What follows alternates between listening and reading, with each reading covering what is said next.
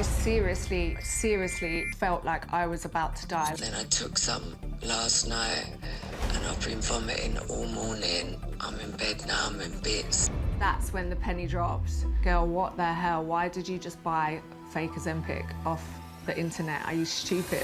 Federal officials are asking consumers to be on the alert for counterfeit Ozempic. The FDA issued an alert saying counterfeits have been found in the U.S. drug supply chain. Counterfeit weight loss drugs wreaking havoc and forcing officials to sound the alarm. Have you seen a surge in counterfeit weight loss drugs? Absolutely. Patients are willing to do anything to get their hands on this product, and they're risking their lives. It's the skinny shot that changed Hollywood. Celebs from all over using GLP-1 drugs like Ozempic and Mounjaro to lose weight. From legends like Oprah Winfrey to pop princesses like Meghan Trainor. But for those without celeb salaries, the sometimes uphill battle to get name-brand GLP-1 medications can be daunting. These prices are absolutely outrageous. Your GLP-1 medications could be free, or they could be like $900. And some bad actors are pouncing on that demand, creating a potentially dangerous black market of counterfeits and illicit drugs that are scamming buyers and even making some people sick. Having seizures, frothing at the mouth, almost dying. We're going inside the illicit world of counterfeit GLP-1s.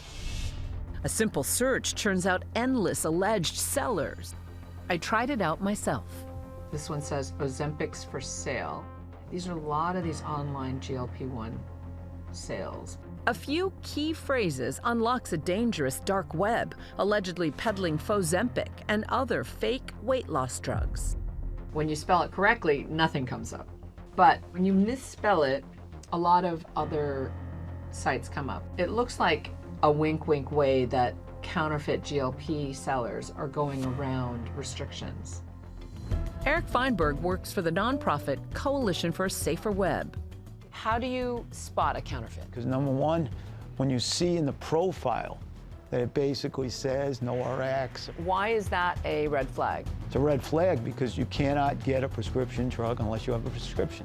When the minute you see no prescription needed, and also the payment processes like, you know, Bitcoin, Zeal, PayPal, no, it can't be. And a lot of this is coming too out of country.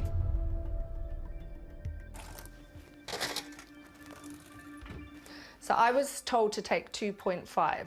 So I was taking 2.5 for the first 3 times, and on the 4th time, I took actually 2, not 2.5. So I actually took less, and it's still done what it did. But yeah. As soon as I took the 1 injection that was wrong, I knew straight away. I felt sick. I was curled up in a ball. I was vomiting. Ashleen Horgan-Wallace says she believes she took counterfeit Ozempic, never imagining how these syringes could harm her as much as she says they did. I didn't do too much research. I should have really done more. I just took word of mouth from my friends.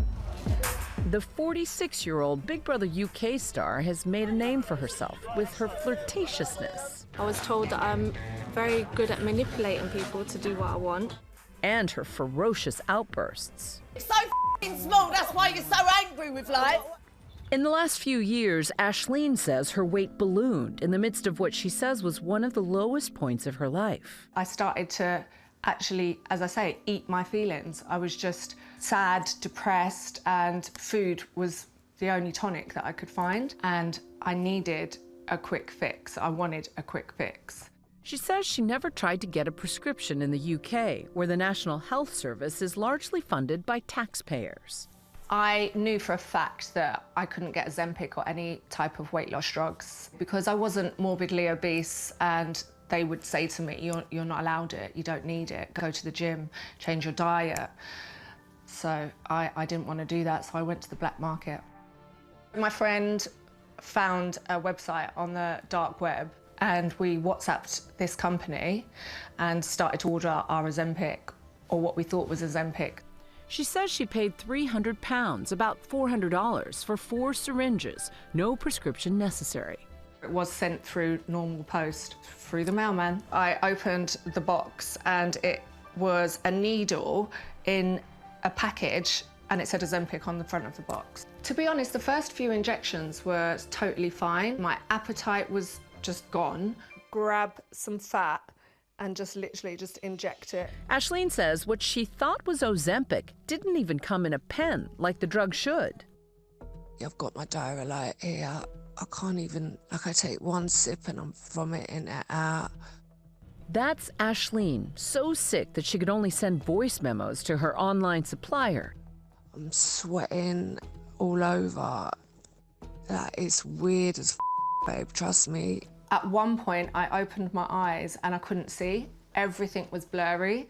Her remaining syringes still in her fridge as a cautionary reminder. You just don't know what you're getting. It can be water, it can be alcohol, it can be insulin, and that's obviously really dangerous. You can get infections, you can get the low blood sugars, I mean, a whole host of issues. Ashleen says she never went to the authorities or even sought medical help because she was too embarrassed. And experts say she's far from the only one. The number of victims likely far underreported. This could be, somebody you know, this could be a parent, a sibling, a friend of yours. That danger is what keeps Nicole Johnson up at night. She's a special agent at the Department of Homeland Security. If a consumer has no other choice, they have to buy their prescriptions online, always verify before you buy. Go to safe.pharmacy or Legit Scripts and check that online pharmacy to see if they're legitimate or not. In less than 2 years, the FDA has seized thousands of units of counterfeit Ozempic that made its way into the legal American supply chain.